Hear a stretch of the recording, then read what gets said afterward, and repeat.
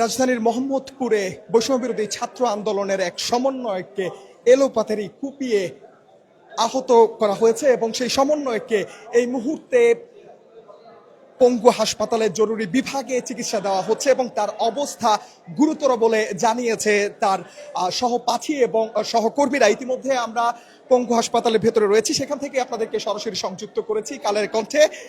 এবং এই মুহূর্তের যে চিত্র, সেখানে সেই আহত সমন্বয়কে জরুরি সেবা দেওয়া হচ্ছে এবং সেখানে ইতিমধ্যে ইব্রাহিম নামের যে সমন্বয়ক আহত হয়েছে তার যারা সহপাঠী এবং সহকর্মী এবং বন্ধু যারা রয়েছেন তারা ইতিমধ্যে হাসপাতালে এসে উপস্থিত হয়েছেন এবং তাকে শুরুতে রাজধানীর সোহরাওয়ার্দী হাসপাতালে নিয়ে যাওয়া হলে সেখান থেকে ডাক্তাররা তাকে জরুরি বিভাগ থেকে রাজধানীর পঙ্গু হাসপাতালে তারা রেফার করে এবং সেখানে ইতিমধ্যে সেই সমন্বয়ক ভর্তি রয়েছেন।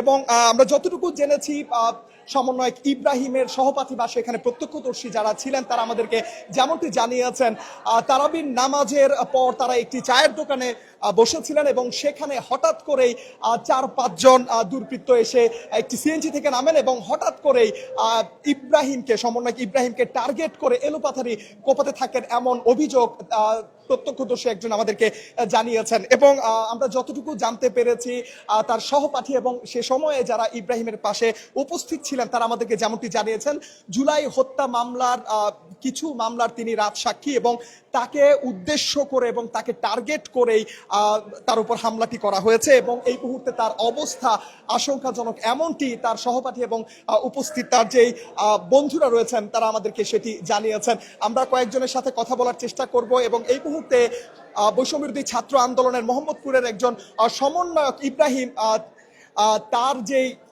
সহকর্মী যারা রয়েছেন এবং প্রত্যক্ষদর্শী রয়েছেন তার সাথে আমরা একটু কথা বলার চেষ্টা করব। আমাদের সাথে একজন প্রত্যক্ষদর্শী রয়েছেন, আমরা তার সাথে এই মুহূর্তে কথা বলবো। আমরা একটু আপনার কাছ থেকে জানতে চাই, শুরুতেই আপনার নাম পরিচয়টা একটু জানবো। আমার নাম আরিফ আহমেদ, আমি ব্লুমিং চাইল্ড হাই স্কুলের জব করি, টিচার।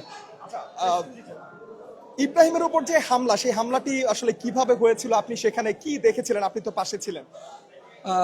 আমি তারাবি নামাজ পড়ে ওর সাথে দেখা করতে গেছি এবং দেখা করার সুবাদে আমরা এক চার দোকানে বসছি আর কি চা খাওয়ার জন্য। তো চা খাইতেছিলাম, তো এর ভিতরেই মিলি সেকেন্ডের ভিতরে চারজন দুর্বৃত্ত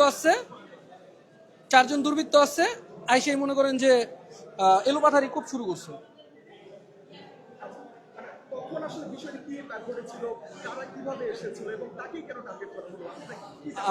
আসলে বিষয়টা হলো কি যে ও হলো জুলাই হত্যা মামলার সাক্ষী আর কি, বুঝতে পারছেন?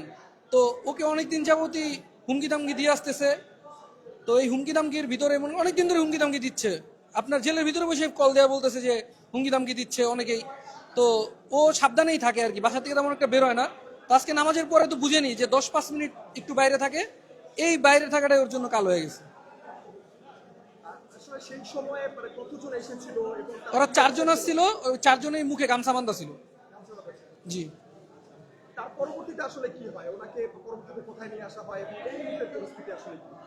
তারপর যখন আমাদের উপর যখন হামলা করা হয় তখন আমরা সবাই ওই 4 দোকানে যে আমরা 2 জন বাদে বাকি যারা ছিলাম সবাই একসাথে বের হয়ে গেছি দৌড় দিয়ে।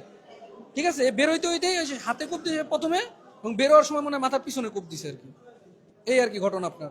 তো আমরা যখন বের হয়ে গেছি তো এক একজন এক এক জায়গায়, তারপরে আমরা সবাই আসছি সোহরাওয়ার্দীতে খুঁজে পাইনি, পরে আমরা জানতে পারছি পঙ্গুতে আছে, পরে আমরা পঙ্গুতে চলে আসছি, এখন ওর প্রাথমিক চিকিৎসা চলতেছে। ওর শারীরিক অবস্থা খুবই খারাপ, ওর প্রচুর ব্লিডিং হয়েছে, আপনার খুবই আশঙ্কাজনক অবস্থায় আছে।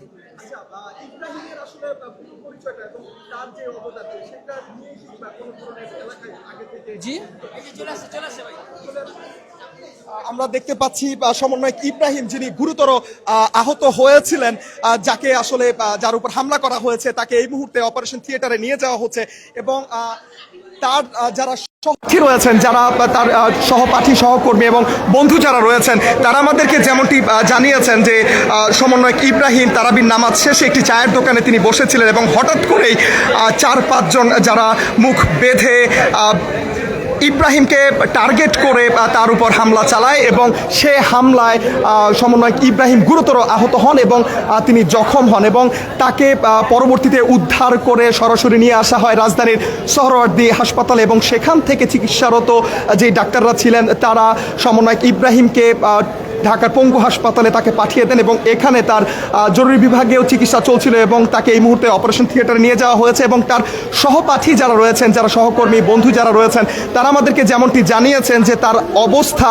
আশঙ্কাজনক এবং তাকে অপারেশনের করতে হবে এবং যে কারণে তাকে এই মুহূর্তে অপারেশন থিয়েটারে নিয়ে যাওয়া হয়েছে সেটিও আপনারা দেখতে পেয়েছেন। এবং আমরা যতটুকু জানতে পেরেছি বৈষম্য বিরোধী ছাত্র আন্দোলনের সময় তিনি সম্মুখ সারিতে থেকে তিনি দায়িত্ব পালন করেছেন, সম্মুখ সারিতে তিনি নেতৃত্ব দিয়েছেন এবং জুলাই হত্যা মামলার বেশ কয়েকটি মামলায় তিনি রাজসাক্ষী এমনটাও তারা বলছিল, যে কারণে তাকে টার্গেট করে তার উপর এই হত্যাযোগ্য হামলা চালানো হয়েছে এমনটাই কিন্তু তার যে প্রত্যক্ষদর্শী হামলার সময়ে তিনি আসলে তুলে ধরেছেন, অভিযোগ করেছেন। এবং এই ছিল রাজধানীর পঙ্গু হাসপাতাল থেকে সমন্বয়ক ইব্রাহিমের উপর হামলার সর্বশেষ চিত্র। পরবর্তীতে আপনাদেরকে আবারও সংযুক্ত করব সর্বশেষ পরিস্থিতি নিয়ে।